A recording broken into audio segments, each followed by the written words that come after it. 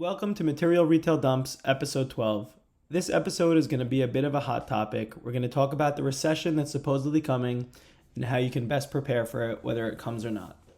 So let's jump in. We've all been hearing about the recession that's coming. Inflation is high and not coming down. Interest rates are high. Home prices are starting to fall. And most importantly to us, we're starting to see some cracks in spending at small businesses. I just want to note that nobody, including myself or your banker or your accountant or our government, knows what will happen to the economy.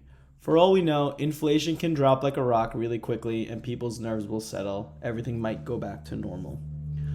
The one good thing the economy has going for it right now is that people still have jobs and are getting paid better than ever for their work. Thus, they have more money to spend. For the purposes of this episode, let's just assume that we're going to go into a deep recession and sales are going to fall off a cliff. So what now? So who's this recession going to impact? If things don't change, this recession will impact businesses that do not provide necessary services to their customer. That's no different than most recessions. Your local supermarket, they'll probably do okay. People still need to buy milk and eggs. No matter what, they need to eat. But the clothing store down the street, they probably won't do as well.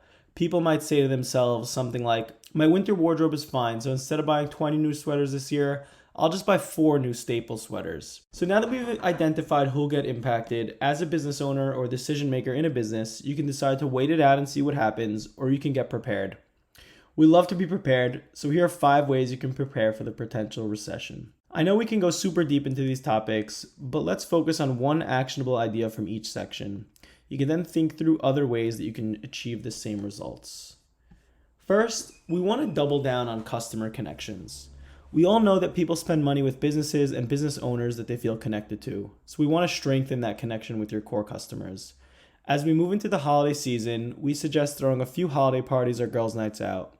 Buy some champagne and chocolates, give out some free gifts, and most importantly, smile and have fun. You could host a great event with a couple $100. Host the event at a time you know your customers are most likely to show up. For example, if you're in an area with a lot of office workers, make the event on a Thursday evening from 5 to 8 p.m. so people can come after work. If you happen to be in a cute little downtown area, maybe make it on a Sunday afternoon when people are out and about with their families. Next, we want to watch what we buy. This one is huge. Do not overbuy. Your biggest cash sucker at any time is your inventory. At any point, you might have $50,000 to $200,000 in inventory sitting in the store. Now is not the time to have record inventory levels. Be careful not to overspend. The last thing your store needs is a high inventory level and all of a sudden business grinds to a halt. Now you have to pay for all that inventory. Third, we want to mark down old merchandise. We all have merchandise in the store that shouldn't still be on the shelves. Get rid of it. Be aggressive. 50%, 60%, 70% off. Buy one, get one free. This rack is $10. Everything must go. Final sale. Be super aggressive. Take this as a challenge to take your stale merchandise and turn it into $5 or $10 grand. Fourth, we want to try to get access to more money. Everyone is different and every business is different, but one thing is clear. If you need money, it's going to be really hard to find it. That being said, if you try to open new lines of credit or credit cards with 0% APR when things are really good, you will find willing lenders. Even if you don't use the money, it's good to have the option available to you so that when you do need the money, you can click a button and use it as a bridge until business picks up. You want to be super careful not to take money that comes with personal guarantees, but sometimes you need to. The last idea we have here is we want to call our landlords. I don't care if you spend $5 a month in rent or $20,000 a month. Pick up the phone and call your landlord, or ask your attorney to do it. Let them know that business is bad and you need a break on the rent.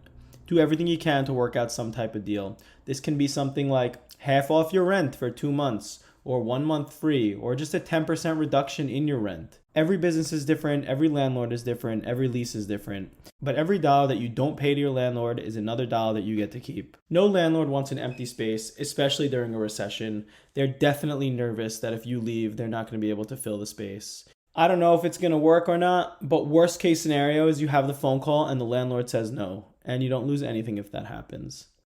Thanks for listening. I hope you can use some of those ideas to help you get through the potential bad times that are coming.